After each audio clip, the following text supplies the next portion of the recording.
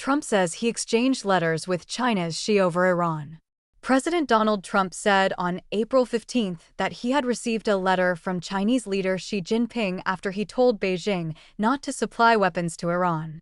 In an interview with Fox Business aired on Wednesday, Trump said Xi's letter was a response to his own letter expressing concerns about Beijing's alleged arming of Tehran.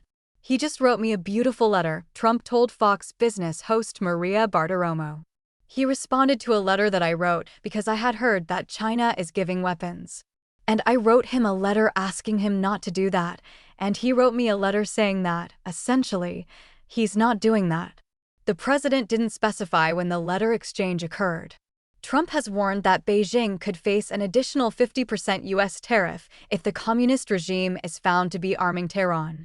He told Fox News last week that he had heard reports claiming that Beijing was supplying shoulder-fired missiles and anti-aircraft missiles to Iran, though he expressed skepticism about the reports' veracity.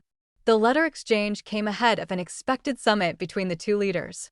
Trump has said that he plans to go to China and meet with Xi from May 14th to 15th. The president had postponed his China trip, originally slated for March 31st to April 2nd, citing the situation in the Middle East. During the latest interview, Trump downplayed concerns that U.S. operations in Iran and Venezuela would affect the dynamic of the leaders' summit, telling Fox Business, "I don't think it does. I mean, he's somebody that needs oil. We don't." In a subsequent post on Truth Social, Trump said China is very happy that he is permanently opening the Strait of Hormuz. "I am doing it for them, also, and the world. This situation will never happen again. They have agreed not to send weapons to Iran. President Xi will give me a big, fat hug when I get there in a few weeks," he wrote on Wednesday.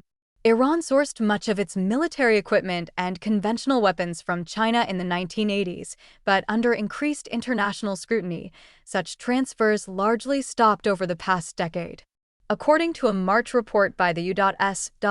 China Economic and Security Review Commission, the Chinese regime's cooperation with Iran has shifted towards selling Iran technology that has both civilian and military applications, including those relevant to missile and drone development.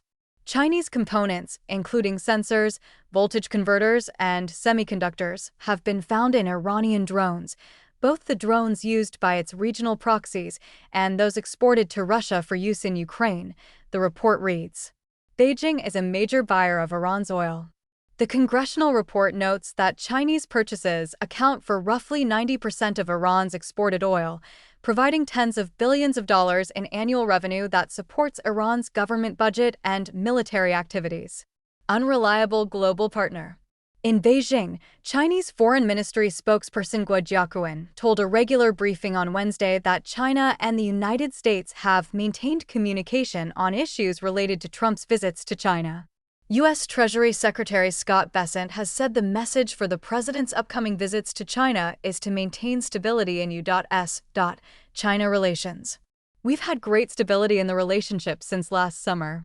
That emanates from the top down," Bessent told reporters on April 14th.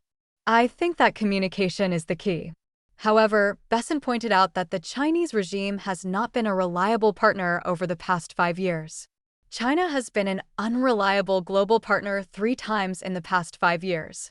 Once during COVID, when they hoarded healthcare products, second on rare earth, Bessent said, referring to the regime's rare earth export control threats last year.